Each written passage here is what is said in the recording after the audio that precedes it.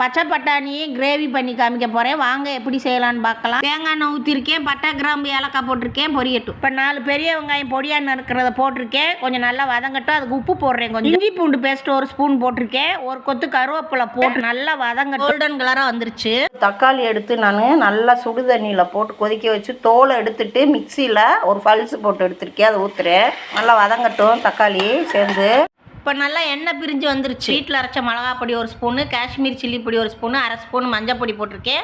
1 spoon மல்லிப்பொடி, 1/2 spoon garam masala பொடி போட்டு நல்லா வதக்கிக்கிறேன். மசாலா நல்லா பிரிஞ்சு வந்துருச்சு எண்ணெய். நான் பட்டாணி சேர்த்துருக்கேன். சுடு தண்ணி ஊற்றுறேன் தேவையான அளவு. மிக்சி ஜாரை கழுவி தண்ணி ஊற்றிருக்கேன். மிளகா போட்டிருக்கேன். தேவையான அளவு உப்பு போடுறேன். கொஞ்சம் கொதிக்கட்டும். கிரேவி நல்லா கொதிச்சிருச்சு. முந்திரி பருப்பும் பாலும் அரைச்சி ஊற்றிருக்கேன். நான் 1 ஸ்பூனு பட்ரு போட்டிருக்கேன். கஸ்தூரி மேத்தி 1 ஸ்பூன் கசக்கேன். Gravy ready. நீங்களும் செஞ்சு பாருங்கள். லைக் பண்ணுங்கள், ஷேர் பண்ணுங்கள், சப்போர்ட் பண்ணுங்கள்.